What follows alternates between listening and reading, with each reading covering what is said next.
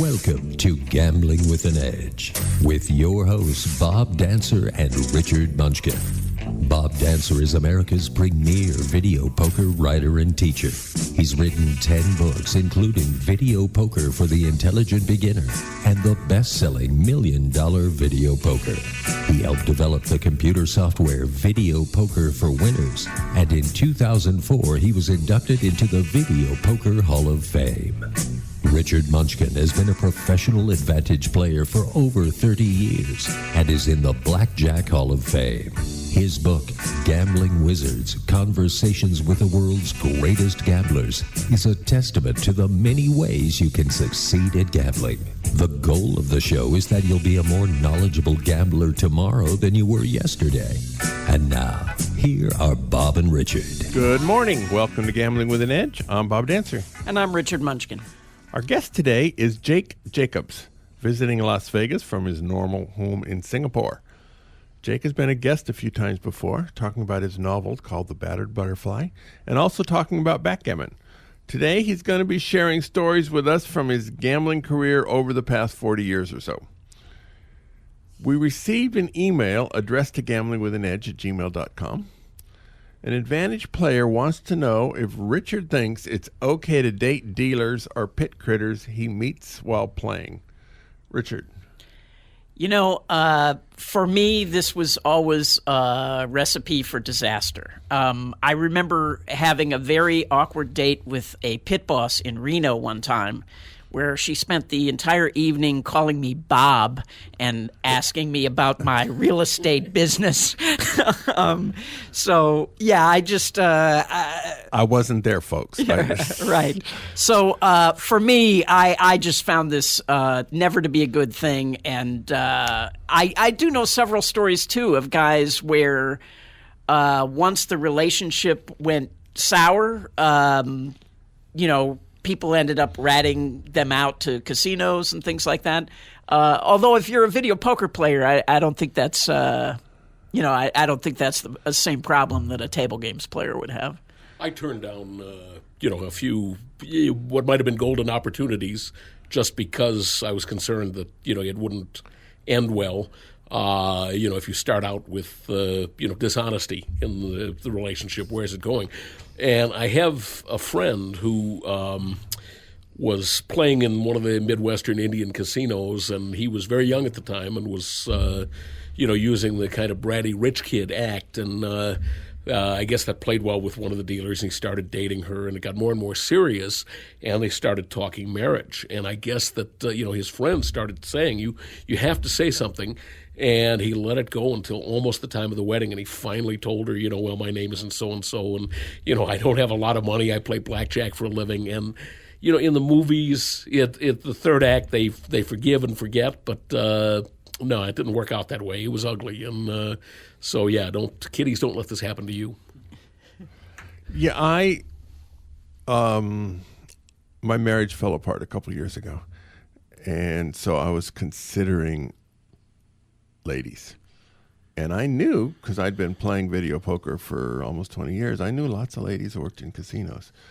And it just, so it was a possibility, but there were just none that I actually thought I wanted somebody away from the gambling world, because many people in the gambling world have money problems because they gamble a lot. And I didn't want a lady who would think I was the solution to her problems, because however much bankroll I have, somebody with money problems can get rid of it. So I kind of avoided that. In Nevada this past week, a bill has been passed by the legislature and signed by the governor to allow skill-based slot machines. We saw a prototype of this on a pinball variety of a game at last year's G2E. Although expressly marketed as a way to draw young people into a casino, it's actually a way that benefits people who do the work to become good at whatever games that are offered, such as people who listen to this program. Yeah, I'm really interested to see these machines. This first one that they had at G2E was some sort of pinball slot machine hybrid. but I still don't quite understand how it works because, according to Shaq, no matter how good you get at it, you still can't actually have an edge. So I don't know. I mean, it'll be hard for them to construct a machine that, where you also can't make it so bad for the unskilled player. Like, video poker is a good game because skilled players can play way better, but the bad players, they're not going to play so bad that they're just going to lose their money immediately, So That's true. Bad players can play at a 95% level or something, and money lasts for a while. yeah, so I think it's hard to construct these kind of games, but it'll be interesting to see if they actually create a game where someone could get an edge. And even if you can't get an edge, if you can get close to even money, that would be a great thing too, just, for the cash back and comps and those kind of things. I wonder, suppose that you had a game where your bet size were based to some extent on your skill. The closer that you were coming to actually winning some money, the more money that you could bet and potentially win. So a really bad player might only be able to put so much in the machine in a given game. But if you started to win, there'd be kind of a parlay option where you could put more money in and maybe win double, triple, and if you started getting even closer to winning. So if you got to the 99%, 99.9% edge, maybe you'd have $100 in on the game, whereas if you were playing with that 95%, you'd only have $5 in. Well, we do have room in this state for game designers, Jake. So good luck with your new career. I'm actually thinking about taking that game design class at UNLV, where they they help you design your games, pay for the patents, have attorneys on as part of the class. I mean, sounds like a good thing. Sounds like an interesting game. I actually don't have any games in the works. Well, I have a few ideas. I don't either, but I thought if I got there, something would occur to me as I was taking the class. So. Well, good. That sounds like it would be fun to take with a buddy. So maybe I'll sign up with it too. Okay. World Series of Poker begins later this week. There's the usual games, and there's a couple of new varieties. One's called the Colossus, where you can re-enter up to 4 times, and they're expecting something like a total of 20,000 entries with a guaranteed first prize of $5 million, and it's relatively low. It's $500 or something like that. They have another one where the first several rounds you actually play online. With the World Series of Poker has an online site here in Nevada, and so when they get down to 6, it's going to move into the Rio, but the first however many hundreds down to 6, that's all done online. So we'll see. All right. So Jake Jacobs, you spent in your wild and woolly days a lot of time in Atlantic City. Do you have any interesting stories from your Atlantic City era that you can share with us? I do, and I will. And I was running over some of the stories in my mind, and one of the people that I worked with, I was on the team with Tommy Highland and Bill Benner and some other guys. They were running the team back in the late 80s, and it was a huge team. There were, I think, 64 people playing at one time. But one of the guys probably has been on the show much, Richard. Richard has not been on the show, but we've certainly talked about him a lot on the show. Yeah. Yes. Well, Richard. Some of the things we said, we didn't mention his name. Okay. Well, he has the distinction of, I think, being number 2 after Tommy Highland in number of arrests accumulated. They used to they'd pick him up at Park Place, the police would, when he was trespassed. They'd haul him in, and, he'd pay his fine, and then they'd say, "Can we drop you somewhere?" Say, "Yeah, drop me at Caesars, and I'll see you in 30 minutes. So Richard, had a lot of, he was the guy who was given the unusual jobs on the team. We had this team apartment, the Sweat Lodge in the Ritz, and whenever anything odd was called for, Richard would be sent out, including the infamous phone gobbing. Bill had this, he had discovered this game called phone gobbing. and there was a payphone 15 floors down on the boardwalk, and it was within sight of the binoculars. And they'd put Richard would be sent down, and he'd coat the earpiece with Vaseline. And then they'd wait for a likely-looking, the Jersey girls would go walking by, and the phone would ring, and, one of them would stick that phone up against her big hairdo, and then she'd look very puzzled, and she'd start digging in her ear, and that would only push the Vaseline into the ear, and Bill would be rolling around on the floor in, hysterics. And yeah, so, this does not sound like an Advantage play to me. This sounds like well, the Advantage was in the entertainment factor. junior high school prank. Yeah, well, this is the sophistication and the glamour of professional gambling. Yeah, but now one day, now this is more in the line of business. We had a lot of belts that we used because the computer would transmit to these belts, which were worn in back of the knees. There'd be buzzers in back of the knees that would provide signals from the computer. I just want to add that computers were legal at this time in Atlantic City. They no longer are, so...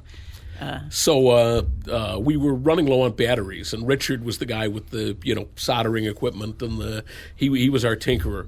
So I went with him. And Atlantic City, if you've never been there, is really a pit, and there are all these 99-cent stores and arcades. And we went into one of the 99-cent stores, and there's the woman with the big hair snapping her gum behind the counter, and then there's this guy that is swallowing this cigar. And, he says, yeah, kid, can I help you? And Richard says, yeah, have you got any C batteries? So, oh, yeah, over here. And he comes up, he's got this box of C batteries. And he said, what are you going to do with the C batteries, kid? Because Richard says, I'll take all of them. He's, take all of them. He said, what are you going to do with those C batteries? And Richard said, oh, well... I gave my wife one of those vibrator thingies. And she said, honey, if you bring home some batteries, tonight's the night. And this guy just about swallows a cigar. And he said, you hear that, Mona? Yeah, I heard it. Guy gave his wife one of those vibrator things. Yeah, I heard it. I was in Moscow, and I had a travel alarm, and the batteries went dead. And I went out looking for batteries. And I find they have these undergrounds, for crossing the street, and they have little shops down there. So I go into the underground, and they have a pharmacy. And I went in, and I said, I need, AA batteries. And they don't speak any English at all. And you so I'm trying hold to one up and show them, or you didn't. I didn't bring one with me. An Advantage play, Richard. No. So I'm trying to say, like a dumb American, you think that they'll understand you if you just say the same word over and over louder. But anyway, I finally get the brilliant idea to ask for a pencil and paper, and the guy gives me a pencil and paper, and I draw a picture of a battery. And there are two guys behind the counter, and the guy says, "Oh," and he shows it to his friend, and they start talking in Russian, and he reaches under the counter and he hands me a box of condoms. Good. Did you tell him it was the wrong size battery? All right. So, Richard, we were talking about Richard, actually, the most unusual mission that he was ever sent on. We had a big player that was in his 70s, and Frank, we would accumulate chips because, you want to have plenty of ammo when you go into the casino. And so Frank was, sent in well-armed and had, pockets full of $500 chips. And it turned out that somebody had been counterfeiting chips from this casino. I think it was Trump Castle, maybe. And, so unfortunately Frank had... I'm asking you not to bang on the table when you're making your points. Good. Sorry. Frank had, a couple of these counterfeit chips in among his chips, unbeknownst to him. But he got, pulled up at the table and, pulled into the back room. And, the guy was really old. We were worried about, him dropping dead. So they woke up Richard. It was 4 in the afternoon. It wasn't time for breakfast yet, but they woke him up and they said, Richard, you got to go over to the Trump castle and get yourself arrested. Get yourself back roomed.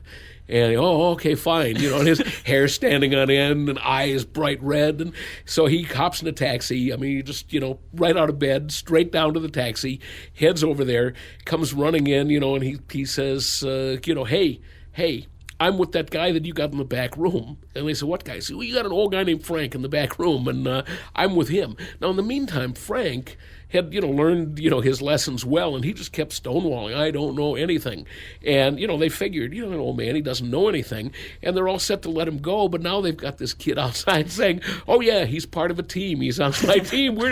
So they haul Richard in, and they've got, the two of them, and they're, interrogating them. And so Richard, tells them, he's telling, by now it's the state police he's talking to. So he explains that, maybe, we got these chips the same way the casino would get them, because they're in circulation. So the police insist on going back to the sweat lodge, and, they come in and they say, all right, you got any more chips? So, yeah, they bring out, and we've got a briefcase full of chips from all the casinos. And they go through and they found maybe 2 more counterfeit chips in there. But now they were going up in the ceiling panels. And, they're checking to see if there's a stash of counterfeit chips up there. And for some reason, there was a microfiche machine, sitting there. And so they turned to the least technologically savvy person in the room, Tommy Highland, and they said, turn that on. And Tommy got up and looked at it with horror, and he said, I wouldn't know how to turn that thing on. And so eventually they, decided that, everything was okay and let everybody go. But now, all the bosses, apparently every casino in town knew that the Sweat Lodge was the nexus of the Highland operations. So did the Sweat Lodge move immediately thereafter? Not immediately. We eventually did move down toward, what's the town? Not Mayfair, Margate. Almost got mugged on the way down to Margate one night, which is kind of an occupational hazard in Atlantic City. I saw them coming and got away, but we had another big player, Rocky, the world's greatest BP. And, Rocky was a little middle-aged Japanese guy, and he's walking down the boardwalk, and this kid who's, teenager, but, a lot bigger than he is, jumped on his back. And as soon as he felt this body hit him, Rocky instinctively dropped to his knees and ducked his head, and the kid went flying over his head. Now, Rocky, about all he knows about martial arts is, from watching the movies like anybody else. But he stood up and went, yeah! And these kids, because there was a gang of them, they looked at him and they went, Mr. Miyagi! And they went running off. And all right. Being Asian is a superpower. It is. You've said on this show that being Asian is worth $1 million. And at least, if not more. Yeah. But now we had, being Asian, the advantage is that bosses assume that you're a crazy, superstitious gambler. But we had a couple of, people in Atlantic City that were not Asian but had similar advantages. One of them was a guy that was actually, he had been a member of one of the Philadelphia Eagles Super Bowl teams, which is as close to being a demigod as you can be in Atlantic City. And so he got a lot of play. But we also, there was a guy, his name was Calvin, and he was a medical student at Harvard, but, and very buttoned down, Ivy League, but he happened to be black. And so naturally they assumed that he was a cocaine dealer. And he talked like, Teddy Kennedy, but, they just assumed that he was, a cocaine dealer. And so they sent him in against there was this dealer, Rosie, who was this enormous, he was like 400 pounds, and he'd get nervous and he'd sweat all over the table, and there'd be an actual lake on the felt. And so they sent Kelvin in, and Kelvin won $110,000. And the table, they practically had to take it out and wring it out on the boardwalk afterwards. And so about a month later, they pulled Rosie off the game, and they put him on Big Six. And so a month later, they put him back on a blackjack table. And so they immediately sent Kelvin in again, and he won $115,000, and that was his entire blackjack career. 2 plays, he won $225, and it was another year before they let Rosie touch any cards. Wow. I'm surprised. I'm surprised they didn't find more use for Calvin. Yeah, and I think he had to go back to school. Yeah. Being a doctor seems kind of tame after that. All right. Did you have to do much? Was the scouting in Atlantic City different than scouting anywhere else, or? Well, it was because, what we were doing, I mean, as mentioned, we were using computers in those days. And there were dealers. I talked about this. I was on the show previously and mentioned a game called the memory game. And, what had happened is they discovered that dealers, some of them had a move where they would drop clumps of cards and they wouldn't be shuffled. Their hands were out of sync when they riffled. And depending on how they broke the decks when they shuffle, and how big a clump they produced, this could be very, very usable. And the computers would look for these strings of unshuffled or barely shuffled cards. So scouting meant that you had to go out and look for riffles, and it was a little, it was pretty complex. You really had to analyze the shuffle in detail and, watch for the clumps. And so it could take days to scout one shift. And because, people move around, so there was constant scouting opportunity. They paid $20 an hour to scout.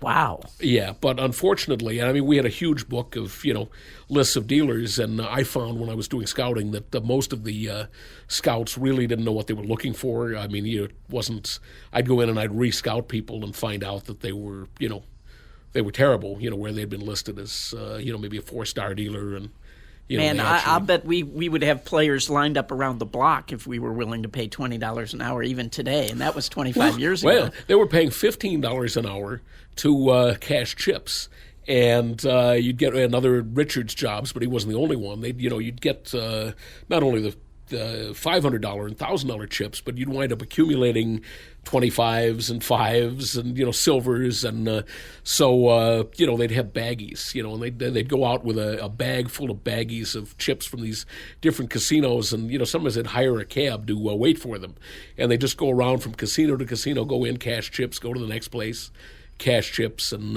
get rid of the garbage chips, and that was $15 an hour.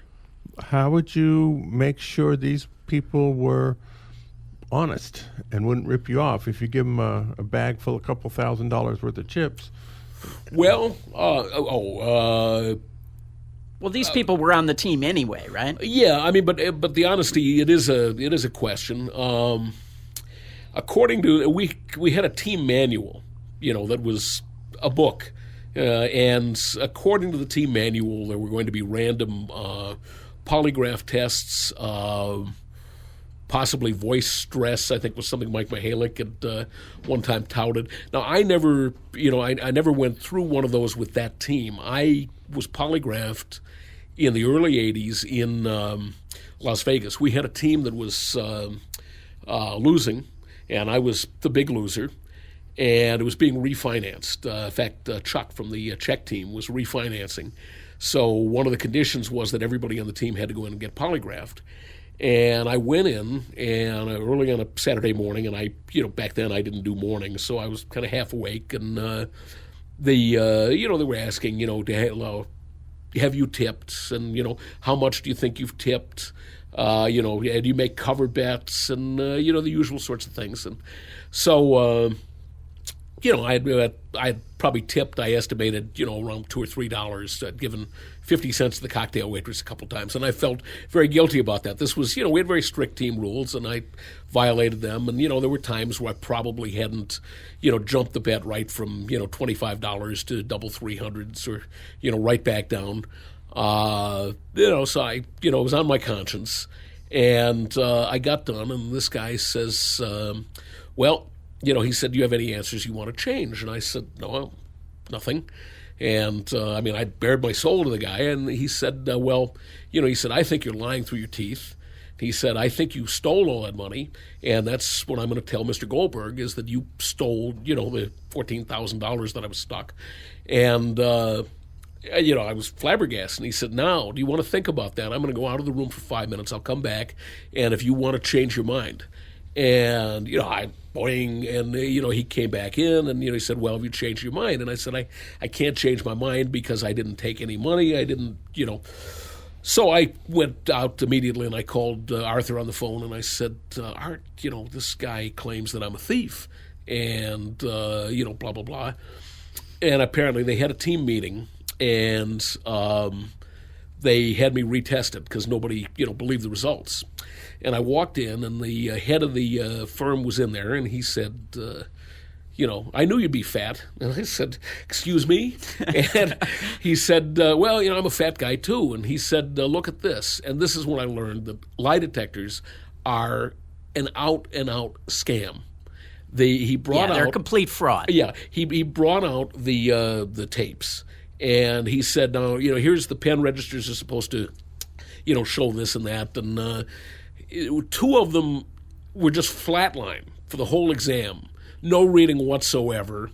One of them was completely erratic, and then the third one, they kind of had a reading. So, basically the guy had gotten nothing, but there were a couple of things working against me.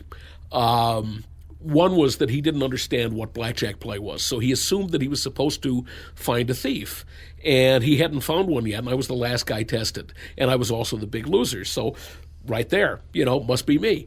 The other problem was that it turned out that everybody else on the team had been doing all sorts of stuff that was against team policy. They were paying for taxis out of team money.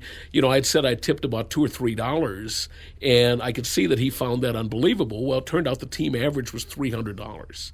That they were estimating that they had tipped $300. One guy had paid his rent. People, massive cover bets, just every violation you can imagine. And, but it was a nightmare. And I had, earlier had been asked to play with the Atlantic City group a couple of years before I did. And they had mentioned, Mike, was gung-ho on testing, and had mentioned that, testing would be a regular feature. And I just said, I'm not interested in joining any team that does that. It's funny when you mention Mike, because I want to get into when you're talking about paying people for these things and polygraphs, about kind of how teams get organized. But before we go into that, I was on a team with Mike, and we also had very strict rules. And and you polygraphed. And Mike went down to Aruba, and he lost like $120,000 or something. The dump truck. Yeah, yes, and we flew him back to Vegas to polygraph him, and it turned out we had these rules: no cover betting off the top. Were you betting off the top? Yes, but it's okay. No tipping. Were you tipping? Yes, but it's okay, and here's why: no drinking when you're playing. Were you drinking? Yes, but I can have one or two and play. So it was like every rule in the book he had violated. Except for stealing. He wasn't stealing. He was just playing in a way that was against the rules that had this huge variance, And, I mean, we ended up giving him more money and sending him back down there, but it did end up breaking up the team because of, what's the point of deciding what the rules are going to be if you don't think any of them apply to you, But yeah, so how do you who comes up with this? How to pay? Let's pay these people $15 an hour, and how do you compensate people fairly? And still, the big problem the teams seem to have is when the team starts losing, people don't want to go out and play. They lose their incentive. Well, I mean, it seems to me that the ideal teams, the team that you were on with Mike, started out with 6 guys that each put up $10,000. Yeah. And everybody, was a professional, was motivated, and, would go out and play. Of course, you were successful, which helped. There was another team around at the time, Daryl and Craig and that crowd that very, very similar. Guys had been together for years, small group, all pros, all putting up investments, and they would literally break bankrolls by going to a hotel room, and everybody would empty their pockets on the bed, and they'd go one for you and one for you and one for you and one for me, and that was how they'd split things up at the end of a bankroll. So those teams work really well if you've got people that are professional and everybody knows each other and trusts each other. But the team that I was on where I got polygraphed was a much, much bigger team. Arthur had been a player, and then he got completely burned out and he couldn't play. He was just too well known. He had a lot of money and enough for a bankroll. And so he decided that this was the next thing. He'd be a financier, and he didn't know how to run a team and didn't, so he had people that were experienced and were excellent players, and he had people that were, beginners. And so they were learning on the job. And, he was giving everybody money and sending them out and, go do your thing. And, during that time we were getting into some more complex plays, whole card plays and shuffle tracking. A little bit of shuffle tracking later, although I think Jim and I were probably the only ones that ever really on that by that time on the team that were. Well, I actually started out briefly on Arthur's team, and the reason that I moved, they recruited me to go to the other team was they didn't want me teaching everybody on Arthur's team how to shuffle track. So. Yeah, but the difference with Tommy's team now, around the time that we were all playing in Vegas in the early '80s, there was a big fight, the Holmes-Cooney fight. It was one of those sort of landmarks in blackjack history. I mean, everybody was in town for it, and Tommy's team came in, and the story that we heard was that they were taught to just, bet a quarter, and then as soon as the count hit either true 2 or 2-3, start, blazing away at their maximum unit. It was like quarter and then double 500s and play double 500s to the end of the shoe.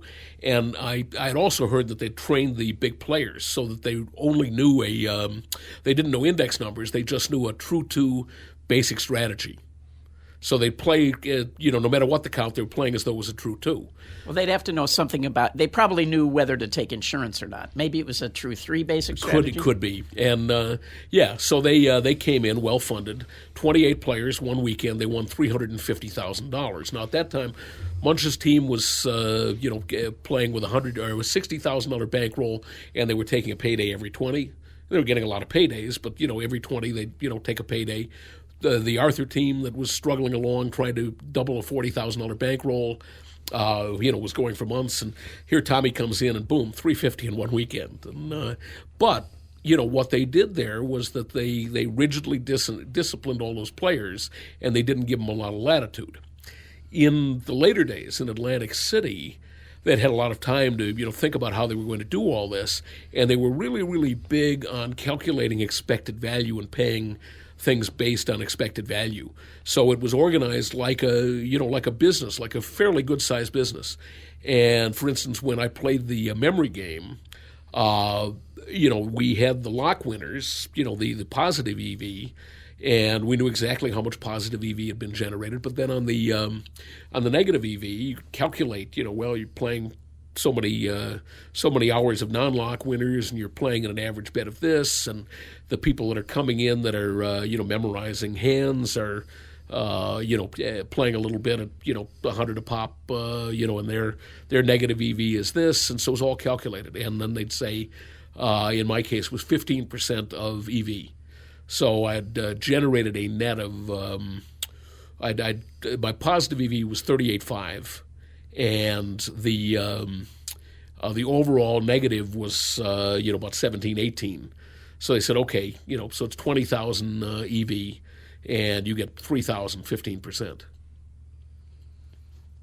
That seems low to me, but I guess if they have all those support people, you have computer people and.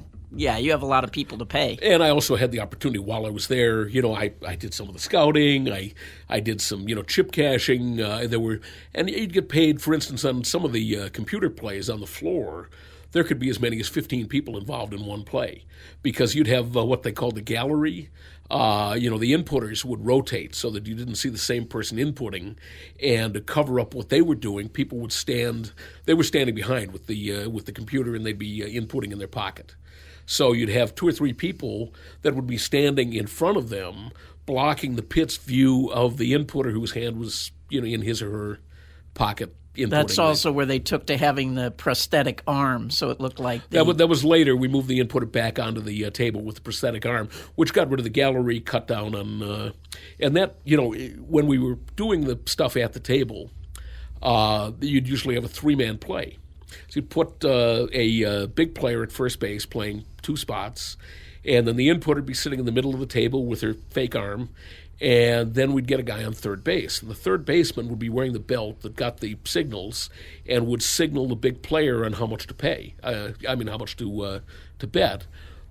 But they had another duty. With the computer, it was predicting whether small cards, medium cards, big cards, or really big cards were going to be coming next. So you actually didn't know what was coming, and so the third baseman would, depending on what was coming, either avoid taking cards or would take cards. And one time I'm sitting there at the table, and there was this dealer that was just really, really obnoxious, and so he was playing up to the big player. He was flirting with the inputter, Tommy's sister, and with the fake arm. With the fake arm, and then he thought that they would be entertained if he gave me a hard time. So he was picking on me constantly, and I just sat there with my head down. And so this hand came up, and I've got a 5 up. I've got a 15, and the dealer's got a 6 up. And sometimes if it was like low or neutral, we didn't always have to eat cards. And so for a change of pace, I thought, okay, I'll just I'll stand. And he said, "What's the matter? You're not going to hit that?" And I signaled, I'm standing. And he's, This is 15 against a 6, right? 15 against a 6, because he'd seen me hit similar hands for the previous hour, And so, and this one time I thought, okay, I'll, change up a little bit. I had the, the option of doing that. And I signaled again, no, I'm standing. And, no, you're not going to hit. You're not going to hit. That's all right, screw it, So I started scratching. Okay, give me the card. And he goes, "What are you doing? You're going to hit? You're going to hit 15 against a 6? So I scratch again. He says, "You're not really hitting 15 against a 6. And I scratch again. And finally, there was this boss that he kept calling Gumby. And, the boss obviously was not in control of the situation. But the boss finally asserted himself. And he said, "Look, he wants a card. Give him a card." And he gives me a 5, and then he turns over a 10 in the hole and proceeds to bust.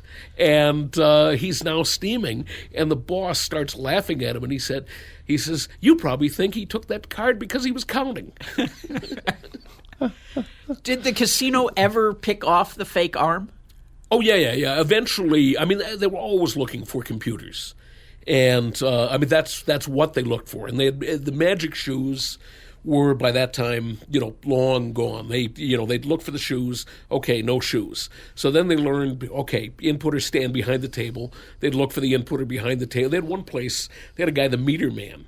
And the meter man would, come around, and if you tuned a radio to, in between stations, and then he'd put the earphones on, and he'd bring the radio up close to somebody he thought was the inputter. And if he was right, he'd get all this feedback.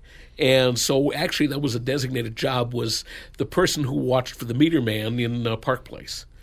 I know a guy who was playing with Keith and Marty Taft at the time, and they built a wheelchair that this guy he's a small guy, and he was lying down under the seat of the wheelchair with his legs up behind the back of the wheelchair, looking through some kind of a periscope type device that came out the top of the wheelchair, and he would do all the inputting. So there was somebody sitting in front. There was actually a person sitting in the wheelchair that was sitting on top of him, basically. And yeah, he would be in there inputting because, as you say, they were constantly looking for people, with computers and inputting and trying to figure out where they could be. Weren't you at a blackjack ball one time where there was a rumor that Keith had his 15-year-old daughter in an air conditioning duct for 48 hours for some play? Yeah, it turned out it was not his daughter. It was this same guy. They ended up finding some kind of an access door up at the top, up 3 or 4 floors and valleys, and they opened this door and they found they could go out across the casino floor. There are like pilings and stuff up there. And, he would spend days up in the ceiling with binoculars, I called... what could you see with binoculars for on top? The cards. And he could input into the computer. and there would be nobody around the big player. So they they had an figure out optometric and ophthalmologic institute in Philly that I called and talked to the head of the department, because I wanted to see if we could build glasses that, were binoculars, because Bally's had this 4-story escalator.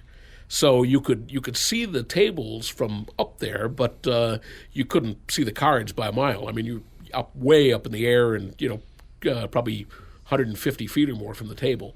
And I thought, if you could get these binocular glasses, but, he said, no, they'd look like binocular glasses. They wouldn't look like... I wonder if you just had like a little telescope in your hand, if you could just stand up there. You'd be so far away. I mean, the boss Popeye the Sailor Man. Yeah.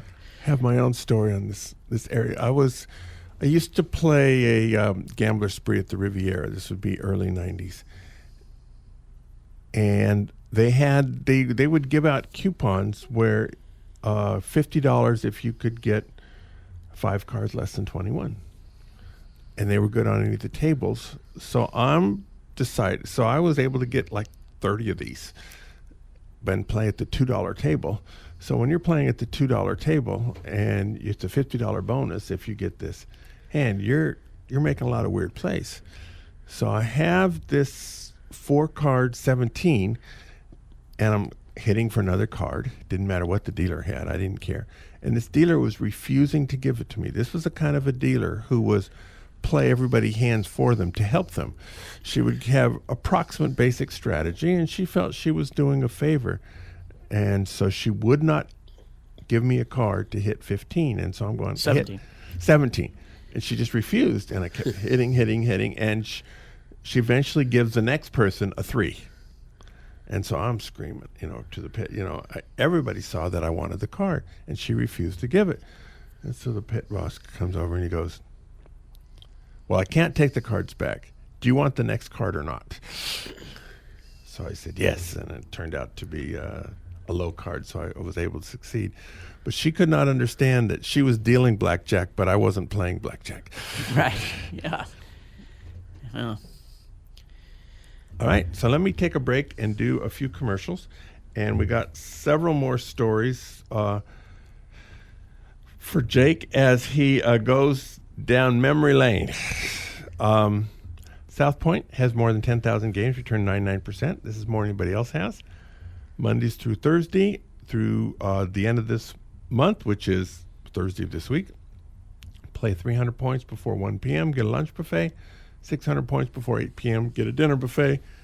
You can earn both lunch and dinner buffets on the same 600 points as long as you do the first part before 1 p.m. Double points was last night, which is why I'm groggy today. I had a 14-hour day on the quick quads. This month, they're giving away extra free play if they have your email address. And the free play is a significant bonus. It goes up to $150 a week extra.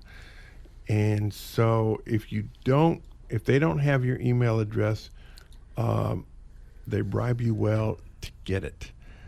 So I recommend if you play, that you give them your email address. You will get email, but they pay you for it. All right, at the Palms, they have weekly 7 p.m. drawings on every Friday. Winners share $10,000. Don't need to be there. Need to claim it by midnight. They have multiple entries to the tournament Friday afternoon, and then more so on Friday evening. PFP, Play for Prizes, through May 28th, which is this coming Friday. It will be fresh and easy gift cards. That is a supermarket that's in Nevada and a few other western states. The gift cards may be earned and redeemed Monday through Friday at a rate of 0.20%. You keep your points. Videopoker.com is the best place to play lots of games. If you sign up for the gold membership, $8.95 a month or $79.95 a year, you get your correction on games where the correction isn't found anywhere else. Quick Quads is one example. They have a game of the week, and it happens to be Quick Quads. Seems to be a theme today. Quick Quads is a 6-coin per line game where you get extra quads or 4 of a kind where you have 3 matching cards and the other 2 add up to that card, such as 10, 10, 10, 7, 3, or 6, 6, 6, 5 ace. And you get paid as a 4 of a kind. And it's fun. It's the game of my game of choice at the South Point, and I play it heavily, and it's a good game. 14 hours you played, huh? Yeah. Better man than I, Gunga Din. I'm a dragon man today. A lot of people get wasted on Memorial Day, and I did, but not in the same way that everybody else did. I could do that easier when I was younger. All right. So, were there any we're talking to Jake Jacobs through his memory lane of stories. Was your team ever hijacked or lose money? Well, I mentioned Rocky getting mugged, but no, we never had that kind of thing. I did have, in what we were talking about, I noticed I had notes on 2 cleanup anecdotes that kind of cover Atlantic City, cover the waterfront, and cover team organization. Okay, go. The first one, the shorter one, was just this: they were playing the 3-man team. And it's barely possible it was the same session with the the obnoxious dealer, but it was the same lineup. And actually the big player was Frank, the old man in his late 70s who had gotten himself backroomed with the counterfeit chips, which kind of comes into it. So I'm there with Sue Hyland and Frank, and they were playing away, and Frank all of a sudden gets it had to be a different dealer. Frank gets a 12 against a 3. And he looks at that, and he says 12 against a 3, and he kind of remembered, basic strategy. He knew a little more than some of the, we had trained the big players so that they weren't supposed to worry about, this kind of nuance. But, he kind of knew that this was an index play because he'd been around a long time. So he said 12 against a 3. He said, I think that's a double down. And so as a good, third baseman, and which was, the signal, no, it's not. And so he said, yeah. You guys didn't have any hand signals for a cough indicated, you're doing something wrong. Yeah, but you didn't have hand signals for double no, splits. they were expected to know how to play all the hands. Oh, okay. We only signaled the bet. The exceptions, okay. Yeah, so he says, dealer, he said, but he's looking at me, and he said, dealer, isn't 12 against a 3? He said, aren't you supposed to double that down? And the dealer says, well, sorry, I really can't say. And he said, gee, I'm sure I remember something about 12 against a 3 being a double down. And Sue Hyland goes, and he said, yeah, dealer, he said, don't you think, don't you remember? And, and so Sue and I wound up going, and we're shaking our heads no in unison as we're going, and he looks at us, and now his eyes light up, and he said, yeah, it is a double down. And he had $800 out there, and he shoves out another $800 and doubles down 12 against a 3. And naturally, he catches a 7, and the dealer gets a 5 on his 13. So, Frank wins $1,600 and is pleased as punch that, he's gotten one right. But yeah, I find it better, the signals become so obvious when you do those kind of things. I find it better to just do what a tourist would do and say, no, I wouldn't double 12 against a 3. Are you crazy? Just hit it. I think didn't Phil one time signal, there was the same signal for double and split, and so guy had pair of 9s against a 9, and he signals, and the guy doubled down 18. Yeah. That might not be a good play. Yeah. So anyway, the other kind of the cleanup on this, this subject was team organization, and we talked about the team, pulling the money out and counting it on the blanket. Well, they'd brought in Alan Woods. The late Alan Woods was an investor in this team in Korea. And I get a call. I'm in Korea. They call me from Reno. And they're trying to break the bankroll, but they're actually trying to break about 3 bankrolls because we'd been winning so much that they'd gotten a little behind. And not only had they gotten a little behind, but there were, travel expenses, there were exchange rates, there were all sorts of, little wrinkles. So they sat down to break these banks, and they found that they were off by $89,000, which, they're on a $100,000 bankroll, so this is kind of a big error. And so they are working on it, and they call me, and they're on the phone with me, and they're going, well, now your notes are impeccable, but do you remember what Gabe did when he was there in, Korea? And I kind of think he did this and that. And so they spend 15 hours.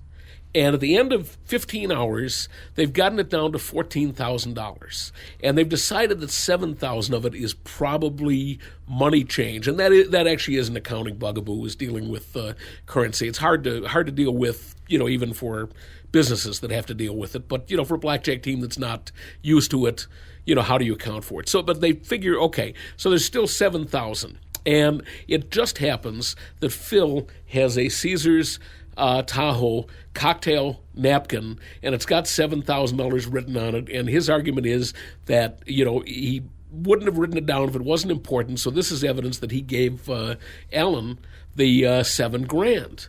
And well, what had happened was we had loaned Alan he was in Reno with Malcolm. They were running Canadian currency from Canada to Reno, and we happened to be up there playing, and a chouette broke out. Chouette is backgammon. Backgammon for more than one person. And they needed some extra U.S. dollars, and we had given them $7,000. And Alan, now again, it's years later and many bankrolls, Alan swore he had paid us back the $7,000 in Korea. And that's what this whole 7,000 discrepancy was. So at this point, they'd called for a committee hearing, and we've got other blackjack players involved. And the inimitable and sorely missed Malcolm Sims stands up, and in his best prosecutorial voice, he says, "Now, Mr. Sims." All right, Mr. Woods, isn't it true that sometimes when you take a loss that you would go back up to your room and you would spank the monkey? And Alan says, yes. And he said, isn't it true further that one time you were so excited that you placed your Johnson in the champagne ice bucket? And Alan says, well, yes, Malcolm. He said, all that's true, but what's that got to do with anything? And Malcolm says, nothing, but I love that story. Yeah, if you want more details on that story, I actually wrote it up years ago. It's called The Case of the Missing $7,000, and you can find it on my website at richardmunchkin.com. You may have to hunt around a little, but it's there. The first time I heard the story was the first time I ever heard Johnson used in that fashion. So maybe so now we're on internet radio. We can say Johnson where we couldn't on the AM radio. I'm not sure. Yeah. All right. Richard, we have about a minute left. Where can people find our podcasts? Right. We welcome your questions. You can send them to us at gamblingwithanedge@gmail.com or facebook.com/gamblingwithanedge. You can post questions there, or you can tweet them at me at RWM21. If you want the show delivered to you automatically every week, you can sign up for that at iTunes, YouTube, Stitcher, or my site, richardmunchkin.com. Or for an archive of every old episode, you can find that at bobdancer.com. All right. We thank Jake Jacobs. It was an interesting stroll down memory lane. Thank you, Richard. Go out and hit lots of royal flushes, everybody. Good afternoon.